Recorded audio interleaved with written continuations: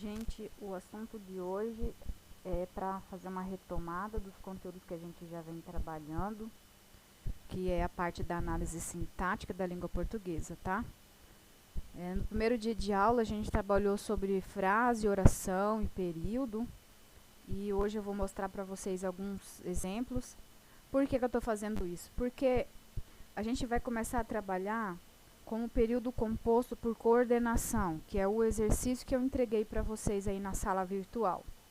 Só que, pela dificuldade que vocês apresentaram nesse período composto por coordenação e, consequentemente, o subordinação, que é o próximo que a gente vai trabalhar, eu senti a necessidade de fazer uma retomada. Coisa rápida. Então, eu vou explicar para vocês, a princípio, alguns tópicos e depois vocês façam aí as anotações de vocês conforme a necessidade, tá? Então dá uma olhadinha aí. Tudo é em relação à análise sintática, que aí a gente vai trabalhar com frase, oração, período simples, período composto, tá? Aqui mais uma vez. Então o que é frase? Frase é todo enunciado de sentido completo. Então vocês já sabem que toda frase, necessariamente, ela pode ter essa subdivisão. Ou ela vai ser nominal ou ela vai ser verbal. A nominal é quando não apresenta o verbo. E a verbal é óbvio quando tem o verbo, né? Aí essa frase verbal que tem o verbo, né? Ela pode ser chamada de frase verbal, de oração. Tá? Então, aquela velha questão que eu disse já para vocês. Toda frase, ela pode ser frase nominal, mas a frase verbal, aliás, a oração, ela nunca vai ser frase nominal, tá? Aqui do lado direito tem alguns exemplos. A nominal, ó, não possui verbo, não, tá? Socorro, fogo, que legal, não. Entre outras palavras, inclusive as que eu passei lá na sala para vocês. Já a verbal, ela tem o verbo. Então, tudo vai girar em torno do quê? Do predicado. E aí, a gente tem que ver a classificação desse predicado, tá? Ó, sejam atenciosos. Aqui eu tenho o verbo sejam, tá? Então, essa frase verbal, ela também pode ser chamada de oração, tá? Por quê? Porque tem o verbo. Então, essa é a diferença. E a oração? A oração, óbvio, ela tem verbo. Aí é que tá. Aqui do lado direito, ó, não vou viajar porque choveu muito. Eu tenho aqui uma locução verbal, vou viajar. O que é locução verbal mesmo? São duas palavras com função de uma só. Aqui no caso eu tenho dois verbos, né? Vou viajar, por isso que é uma locução verbal. Aqui eu tenho essa oração separada por vírgulas, né? E depois da vírgula eu tenho um fenômeno da natureza, que também exerce a função de verbo, tá? Então, a oração, ela é um enunciado que gira em torno de um verbo ou mais verbos, tá? E o que é o período? O período é uma frase constituída de uma ou mais orações. Isso significa um ou mais verbo com sentido completo, tá? Todo o período é iniciado por letra maiúscula e finalizado por pontuação, tá? Às vezes, eles vêm separados por vírgulas, tá? Então, o período, ele pode ser o período simples, né? Ou o período composto. O período simples, ele só tem uma oração. Significa que ele tem um verbo só, ou uma locução verbal. Por exemplo, eu vou jantar agorinha. Então, essa frase, vou jantar, é uma locução verbal. É um período simples, tá? Ou então, o cachorro mordeu o pé do menino. Então, aqui, mordeu, é uma oração. Então, um período simples. Agora, quando ele é composto, o nome já fala. Composto por duas ou mais orações. Por exemplo, gosto de estudar e de trabalhar. Então, eu tenho aqui duas orações, tá? Duas orações por quê? Porque eu tenho dois verbos. Ou eu posso colocar mais também, né? Então, duas orações, dois períodos. E aí, como não serve? Ó, um verbo, uma oração, período simples. É um exemplo isso aqui, né? Um verbo. Então, significa que essa frase é verbal. Ao mesmo tempo, ela é chamada de oração. Por quê? Porque ela tem verbo. E é período simples por quê? Justamente porque esse período é composto por uma oração, por um verbo só. Aqui nesse segundo exemplo, ó, saímos de manhã e voltamos à noite. Então, eu tenho o verbo saímos e voltamos. Dois verbos, certo? Eu tenho dois verbos, portanto, duas orações. E aqui eu tenho um período composto, ligado pela conjunção e, tá? Essa conjunção e significa o quê? A e de adição. Saímos de manhã e voltamos à noite. Então, aqui eu tenho a minha primeira oração, tá? Saímos de manhã. E a minha segunda oração, voltamos à noite, ok? Haverá no período tantas orações quanto forem os verbos. Isso é. O número de verbos é o mesmo número de orações. É importante lembrar que essa locução verbal, os tempos compostos, são considerados como uma só oração, que nem a frase que eu acabei de falar para vocês. Eu vou jantar agorinha. Vou jantar é uma locução verbal, mas ela tem uma só oração, tá? Aí, na sala de aula, nós começamos a trabalhar com os termos essenciais da oração, tá? Então, eu vou dividir essa aula em 3 partes. Essa primeira, todas elas sobre análise sintática, tá? Que é a parte da sintaxe.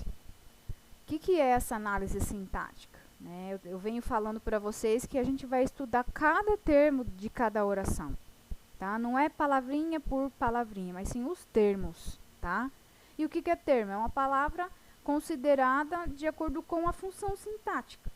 Então, eu tenho que ver quem que é sujeito, quem que é predicado, a transitividade do verbo, né? O complemento verbal, o complemento nominal. Se o meu sujeito sofre uma ação ou exerce uma ação. Se tem ou não tem conjunção. Então, tudo isso nós vamos trabalhar. A princípio, nós vamos trabalhar com os termos essenciais da oração, que são o sujeito e o predicado. E, posteriormente, os termos integrantes da oração. Quem são eles? Complemento verbal. Quem são os complementos verbais? É o objeto. O objeto direto e o objeto indireto. Lembrando que para ter objeto em uma frase ou oração, eu preciso de ter o verbo, tá? Aí tem o meu complemento nominal, o agente da passiva, o predicativo do sujeito e o predicativo do objeto. Então, a primeira... E os termos acessórios, adjunta adverbial, o adjunta adnominal e o aposto, tá? E depois, sozinho, vem o vocativo, que eu vou mostrar para vocês. Então, a princípio, os termos essenciais da oração, sujeito e o predicado, tá? O Congresso aprovou a reforma do ensino médio. Então, para achar o sujeito, eu faço aquela pergunta. Quem? Quem que aprovou a reforma do ensino médio? Eu faço a pergunta para quem? Para o verbo. Então, quem foi que aprovou? O Congresso, né? Eu tenho aqui o quê? O meu sujeito. Esse restante da frase aqui é o que eu disse do sujeito, certo? Se é o que eu disse, obviamente, ele vai ser o predicado. Eu posso trocar a ordem. Aqui eu tenho a ordem direta de uma frase. Eu posso trocar. Eu posso falar que a reforma do ensino médio foi aprovada pelo Congresso, né? Então, eu tenho a ordem direta e a ordem inversa, ou até mesmo no meio da oração, tá? Nesse caso, o Congresso, sujeito, e o restante dessa frase aqui, dessa oração, é predicado. O Congresso aprovou a reforma do ensino médio. Quantos verbos tem aqui? 1. Então, se eu tenho um verbo, eu tenho uma oração. E eu tenho um período simples. Por que período simples? Porque é composto de uma só oração, de um só verbo, tá? Quem é o sujeito? O sujeito é um termo sobre qual o restante da oração vai declarar algo, né? Eu vou falar algo de alguém. Nesse caso, eu estou falando de quem? Do Congresso, né? Olha aqui a perguntinha. Para descobrir o sujeito, é necessário fazer a pergunta para o verbo. De quem é? Quem que eu estou me referindo? Já o predicado é onde contém a informação que eu disse a respeito do meu sujeito. É aquilo que eu disse dele, é o que eu declaro do meu sujeito. E o que eu declarei do Congresso? Que aprovou a reforma do ensino médio, né? E aí, eu tenho aqui, que eu estava falando para vocês, a ordem direta e a ordem indireta. Vamos direto no exemplo, ó. A educação no Brasil precisa ser melhorada. Então, de quem é que eu estou falando? Da educação. Sujeito. No Brasil precisa ser melhorada é o meu predicado. Eu tenho primeiro o sujeito e depois o predicado, certo? Agora, na ordem indireta, eu tenho ao contrário, eu tenho o predicado primeiro e depois o sujeito. Então, vamos trocar. No Brasil, a educação precisa ser melhorada. Lembrando que, na ordem indireta, como o meu sujeito vem depois, então eu tenho que colocar a separação por vírgulas, né? Até porque não faria sentido. No Brasil, a educação precisa ser melhorada, né? Então eu tenho que colocar essa pausa aqui, tá? Não pode haver vírgula entre sujeito e predicado, nessa ordem, sujeito e predicado. Vai haver vírgula em que situação? Quando o predicado vier primeiro, tá? Aí eu tenho a classificação do sujeito, né? Quais são essas classificações do sujeito? Sujeito simples, sujeito composto, sujeito oculto e sujeito indeterminado, e há também a minha oração sem sujeito, né? Mais pra frente aqui vai trabalhar outros slides, então eu vou só falar para vocês, tá? Então, assim, quem são os sujeitos? O sujeito simples, ele é feito apenas de um núcleo. O que é núcleo? Núcleo é a parte mais importante da minha oração. Se eu disser para vocês, assim, os garotos brincam na praça. Quem que brinca na praça? Os garotos. Embora esse sujeito esteja no plural, eu estou falando de um núcleo só, garotos, né? Então, eu tenho o quê? Um sujeito simples. Agora, se eu estiver falando assim, os garotos e seus pais estão brincando ou brincam na calçada, então eu estou falando de quem? Dos garotos e dos pais. Eu tenho dois núcleos, portanto, sujeito composto, tá? Sujeito indeterminado, a gente tem o nome de sujeito elíptico ou oculto, ou desinencial. Isso significa que eu encontro ele a partir da desinência do meu verbo. Por exemplo, cheguei atrasada na aula. Quem cheguei? Eu. Não aparece ali na minha oração. Então, por isso que a gente chama de sujeito oculto. Está escondido. E o sujeito indeterminado é aquele que eu não sei localizar na minha oração. Eu sei que existe, mas está indeterminado, que nem eu passei lá na sala para vocês. Vendem-se casas novas. Eu sei que quem está vendendo é o dono da casa, mas eu não consigo localizar aqui na minha oração. Quem que está vendendo? Eu não sei. Da mesma forma vende-se esta casa, aluga-se esta casa. Essa partícula C, ela vai determinar justamente essa falta de análise do meu sujeito. Eu não consigo encontrá-lo, tá? E a minha oração sem sujeito, ou como que é o nome? Sujeito inexistente. Eu prefiro oração sem sujeito. Essa oração sem sujeito a gente consegue localizar mais nos fenômenos da natureza. Por exemplo, choveu muito hoje. Eu tenho esse verbo, choveu, né? Que é um fenômeno da natureza. Mas cadê o meu sujeito? De quem é que eu estou falando? Na frase, não é que eu estou pensando, na chuva, mas na frase ou na oração. Cadê o meu sujeito? Choveu muito hoje. Não aparece. Então, por isso que é uma oração sem sujeito. E de acordo com a transitividade do verbo, eu tenho a classificação do meu predicado. Se eu tenho um predicado, vamos pegar como exemplo, um verbo de ligação, eu vou ter o meu predicado nominal, né, que não indica uma ação. O meu sujeito não faz nada na minha oração. O céu está lindo. Quem está lindo? O céu. Céu é sujeito simples. Está lindo é meu predicado. Então, no meu sujeito eu não faço nada. O meu sujeito não tem uma ação. Quando ele não tem uma ação, ele sofre um estado, geralmente ligado por verbo de ligação.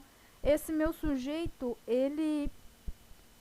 como ele não faz nada, o meu verbo, ele vai indicar o quê? Que o meu predicado é um predicado nominal. Agora, se eu volto àquele exemplo lá dos meninos brincam na calçada, eles estão exercendo uma ação de brincar. Os meninos estão fazendo o quê? Brincando. Então, brincando na calçada, eu tenho o quê? O meu predicado verbal. Verbal vem do quê? De ação, tá? E o predicado verbo nominal, eu tenho os dois. Eu tenho a ação e eu tenho o estado. Por exemplo, os meninos e os pais estão brincando na calçada. Então, quem é que está brincando? Os meninos e os pais, sujeito composto.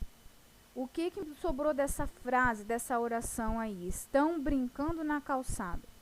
Então, estão é verbo de ligação e brincando é um verbo de ação. Então, por isso que eu tenho um predicado verbo nominal, tá? Então, primeira aula, frase, oração, período, distinção, análise sintática, termos essenciais da oração e as subdivisões ou classificações do sujeito. Simples, composto, oculto, indeterminado, oração sem sujeito. E o meu predicado, verbal, nominal ou verbo nominal.